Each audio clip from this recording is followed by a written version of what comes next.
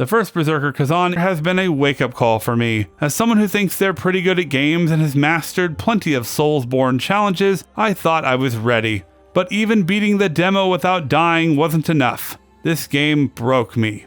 The first Berserker Khazan is a solid game, from the quick and responsive combat, the consistent frame rates, and the winding level design, to the mechanics from the ease of developing your own playstyle, through the weapon and build crafting systems that are easy to understand and play around with. The story is straight up told to you through cool animation and solid voice work, so it's detailed but not cryptic. The game is mission-based, so you can go back to any checkpoint to grind for experience, little jar people, soul stones you missed, or grind old bosses for materials for crafting. The ghosts that you possess can give passive perks, and the stats on your armor can be customized to fill in any gaps in your build. You may need to farm crafting materials, but the game is generous with both the availability of materials and the small amount required to craft and upgrade equipment. You can make your favorite build and not have to completely abandon it because you found a better weapon or armor piece that was 2 levels higher.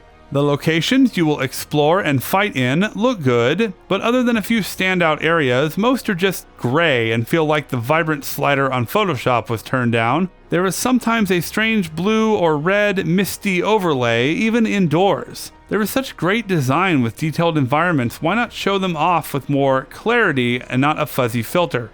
The combat feels incredible, and I never felt that delay or sluggishness in the controls that I do with some other Souls-like games.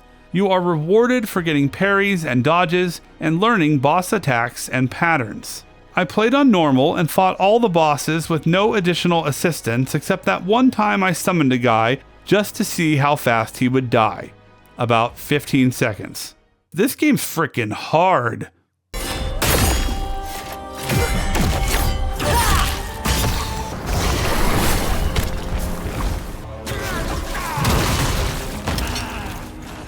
The stages are dangerous and have plenty of twists and turns. The basic fodder enemies can be tricky, but there are some big, beefy knights and elite monsters and spiders that will challenge you. There are a lot of different status ailments that enemies can inflict on you, like plague, hallucination, but I never felt that I went too long without a checkpoint, or that an area was too cruel or difficult to traverse. Except that one early poison spider cave. That shit, I'm out.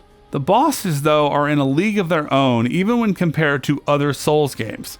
The first few missions will test you, but the next main mission features a boss named Viper, a 2-phase fight that is the first wall and the indicator of how brutal this game will get, cause there's about 25 bosses after him. To continue on is to challenge death. No, literally you challenge death. Twice. Khazan is a learning experience. You will be required to learn a boss, to deal with all of their crafty attacks and tricks that will change throughout the fight.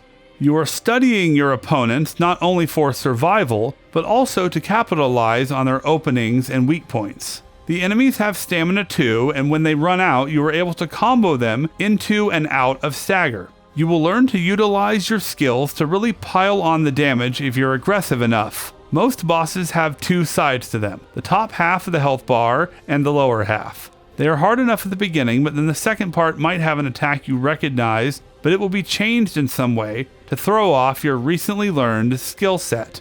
When you finish a boss fight in Khazan, you will understand the boss and will have internalized the whole fight. The game will throw more bosses later that are basically copies of previous bosses just to see how well you can adapt your skills to remember and build on what you've learned. Your onboarding training at work wasn't this good. The first Berserker Khazan is a good game for Soulsborne and action game fans. There's an easy mode for the casuals and the curious, but there is real challenge and plenty of discovery through combat to be found here. If you learn from your mistakes and suffer each defeat with grace, you will emerge victorious with your dignity in one piece, as long as the duct tape holds together. I'm Dante at Twisted Banana Productions, who is dangerously close to 1,000 subscribers, so hit that subscribe button, like, or leave a comment. Later, everybody.